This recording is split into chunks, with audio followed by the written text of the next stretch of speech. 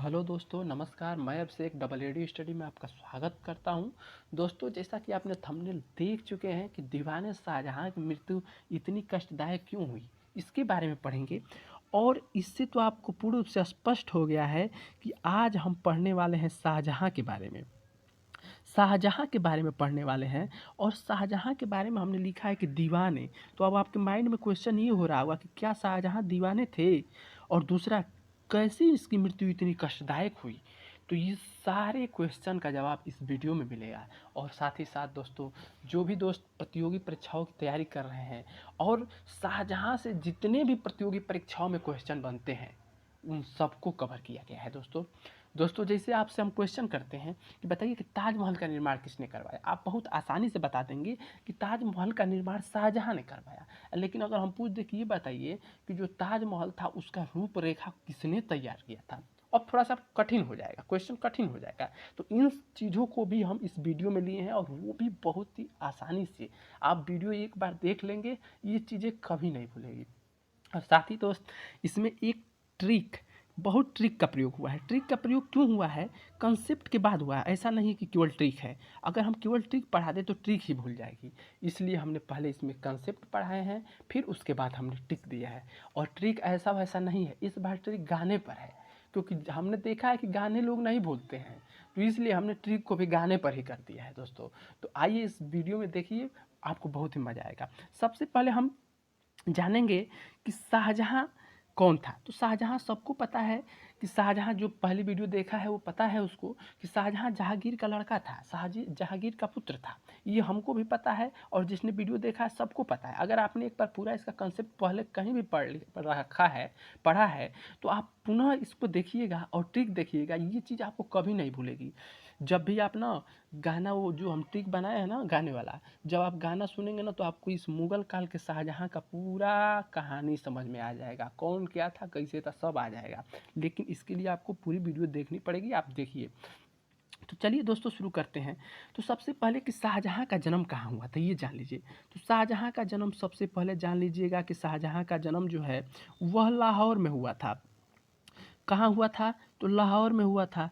अब इस लाहौर में हम क्यों बताएं हैं, अभी ना इसकी तिथि उथि कुछ नहीं बताए। हमारे बताने का कारण यह है कि लाहौर बहुत ही इम्पोर्टेंट रहने वाला है। आपको अभी इस वीडियो में पता चल जाएगा कि लाहौर क्यों इतना इम्पोर्टेंट है। देखिए दोस्तों, बताया जाता है, इतिहासकार बताते हैं कि जो शाहजहां था वो छल बल से राजगद्दी पर बैठा था। अब इसके बारे में नहीं पढ़ेंगे कि वो छल बल क्या था, ये नहीं पढ़ेंगे। अब हम पढ़ते हैं कि शाहजहां का जन्म कब हुआ था। तो शाहजहां का जन्म जो है वह 5 जनवरी 1592 को हुआ था। 5 जनवरी 1500, इसका पीडीएफ है दोस्तों।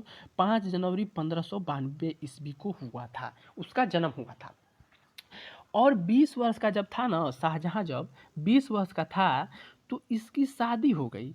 किससे शादी हो गई? तो इसकी शादी हो गई आरजूमंद बेगम से, आरजूमंद बानो से, ठीक है, आरजूमंद बानो से हो गई। और जिसका नाम बाद में क्या हो जाएगा? मुमताज महल हो जाएगा। जो मुमताज महल से क्या हो जाएगी? प्रसिद्ध हो जाएगी। और इसको बताया जाता है इसके बारे में कि जब यह 14वें बच्चे को जन्म दे रही थी तो प्रसव पीड़ा के कारण इसकी मृत्यु हो गई।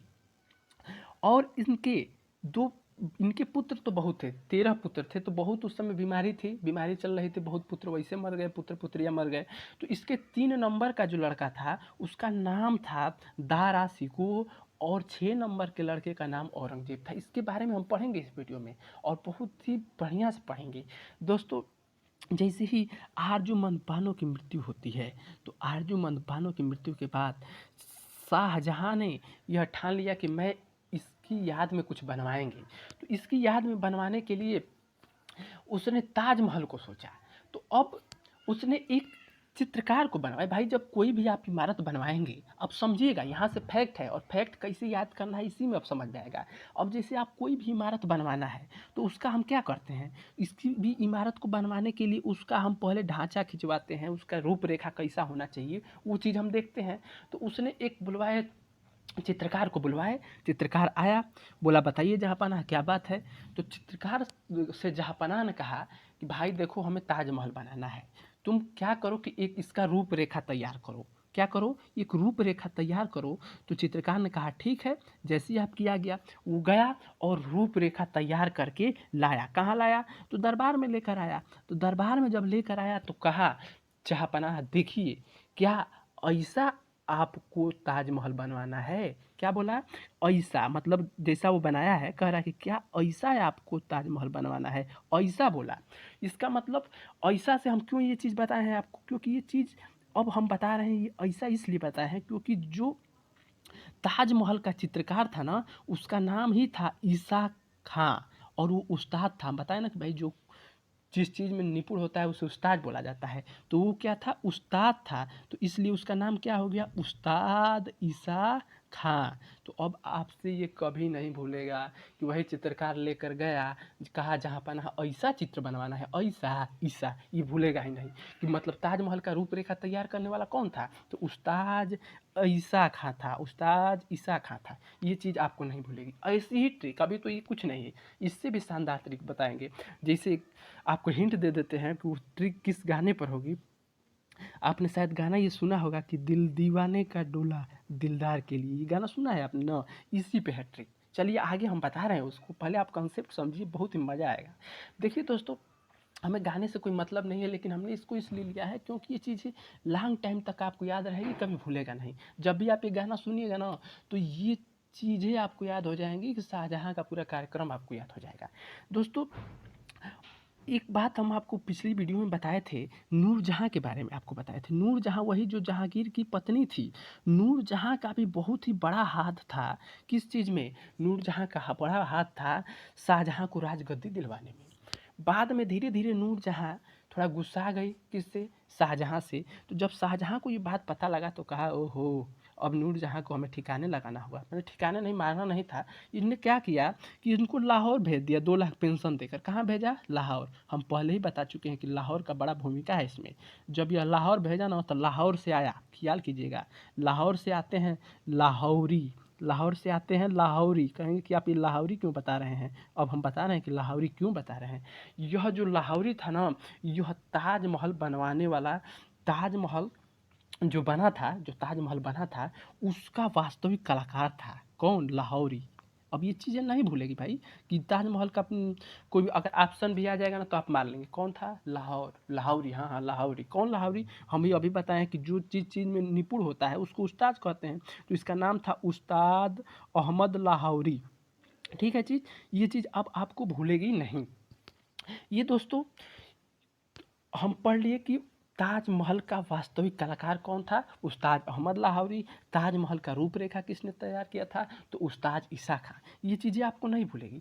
ये चीज़ें हमने पीडीएफ के माध्यम से लिखा है। देखिए, सारी चीज़ें लिखी है। देखिए यहाँ पे जो है ना, यहाँ पे सोच रहा है, देखिए ये शाहजहाँ सोच रहा है कि हमें ताजमहल बनवाना है। देखिए ये ताजमहल बनवाने के लिए सोच रहे हैं।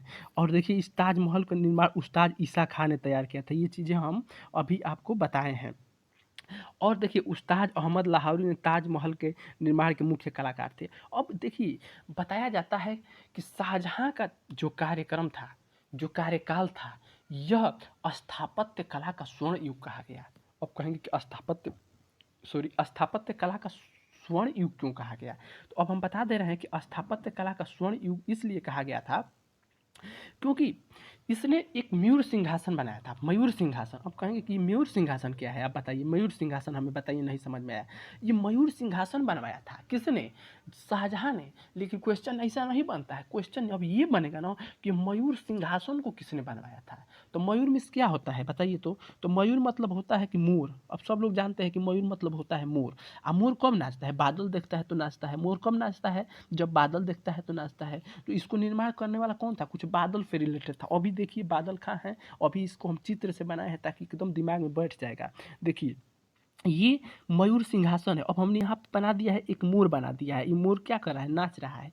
किसे देख कर नाच रहा है? तो बादल को देख कर नाच रहा है। तो अब कभी भूलेगा कि मयूर सिंहासन का निर्माण, हम पूछे कि मयूर सिंहासन का निर्माण किसने करवाया, तो आप तुरंत कह देंगे कि मयूर। मयूर मीन्स मोर। मोर बादल देख के नाचता है, इसका मतलब कि बादल खां। ये चीज़ें आपको नहीं भूलेगी, एकदम हम दावे के साथ कह रहे हैं। इसके बाद हम अभी कहे हैं ना कि शाहजहाँ का जो शासन काल था वो स्थापत्य कला का स्वर्ण युग था।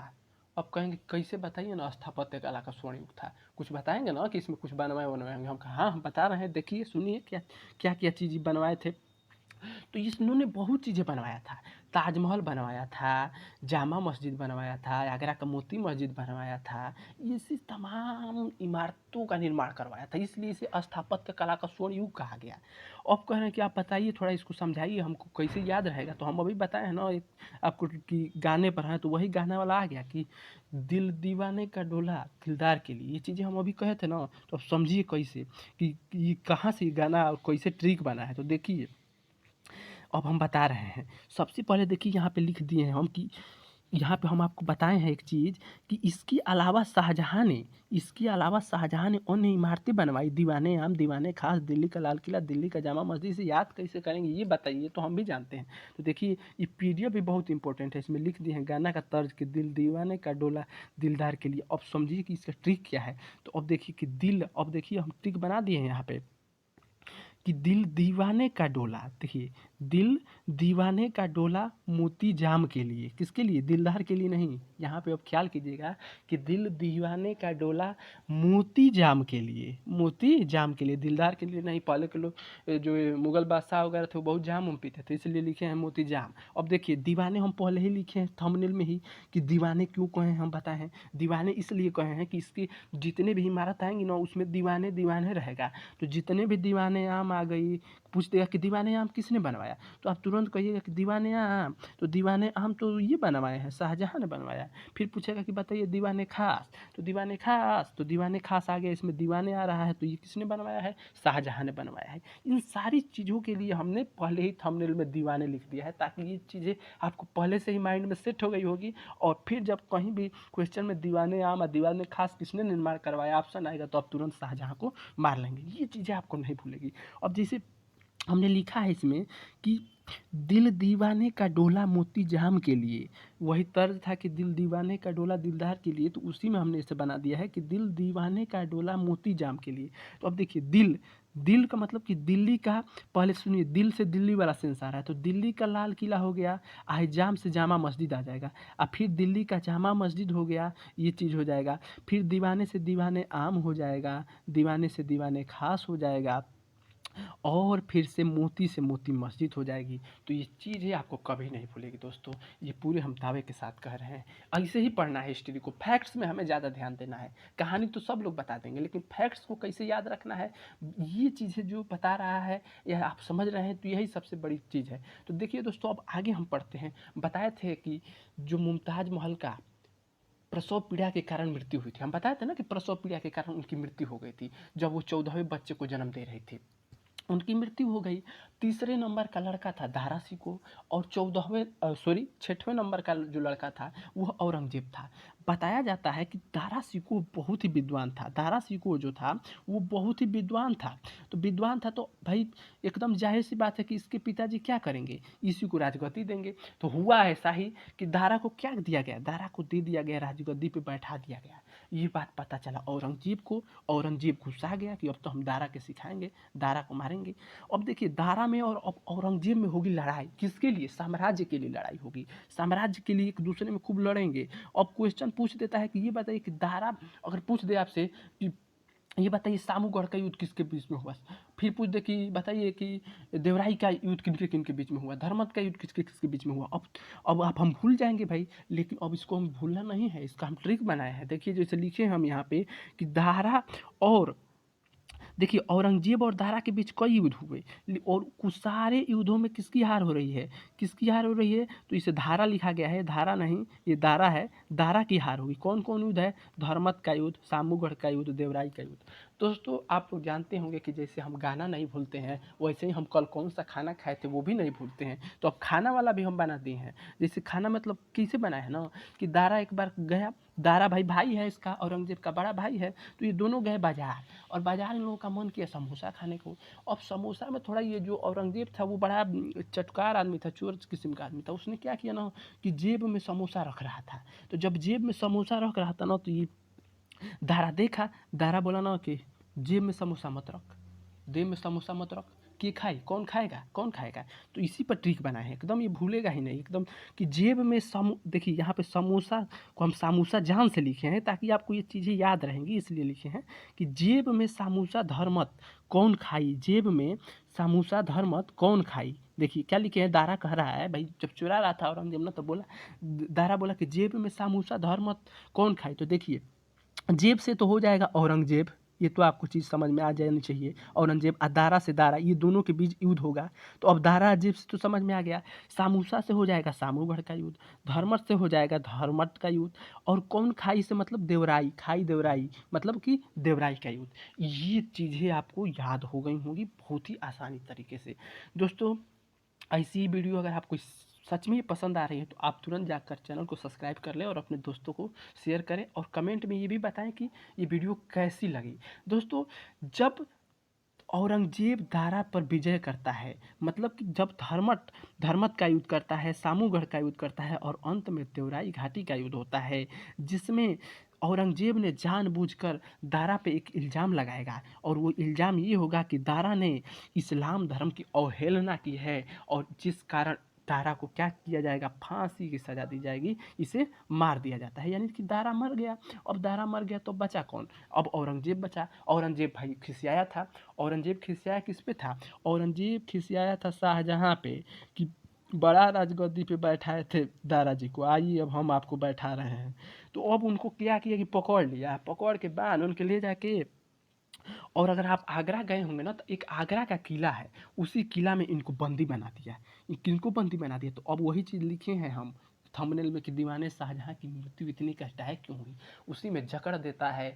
और अपने कैदी जीवन के 8वें वर्ष में, सॉरी, कैदी जीवन के 8वें वर्ष में शाहजहाँ अपने प्राणों को त्याग देता है। 22 जनवरी, देखिए जनवरी में इनकी जनवरी में जन्म हुआ और जनवरी में इनका मृत्यु हो जाएगा। जनवरी में जन्म हुआ और जनवरी में इनकी मृत्यु हो जाती है। बताते हैं इतिहासकार, बहुत बताते हैं कि ये वहाँ से अपने जो बनाया था ताजमहल देखता था और वहाँ से रोता था कि देखिए हमने क्या क्या किया था, आज हमारे साथ क्या हो रहा है। तो यही इनकी मृत्यु बहुत ही कष्टदायक हुई थी। दोस्तों हमें उम्मीद है कि यह सेशन आपको बहुत ही पसंद आया होगा, और आपको हम पूरे दावे के साथ कहते हैं कि जब भी वो आप सुनेंगे ना कि दिल दीवाने का डोला दिलदार के लिए, तो वहाँ पे आप मोती जाम के लिए समझ में आएगा, और आपको सारी इमारतें याद हो जाएंगी। दोस्तों ऐसी ही वीडियो हमारे प्लेलिस्ट में पड़ी है, जाकर उसे देखिए। अगर आपने हमारे चैनल को सब्सक्राइब नहीं किया है तो उसे सब्सक्राइब भी कर लें, और अपने दोस्तों के साथ इसे शेयर करें। धन्यवाद। जय हिंद, जय भारत।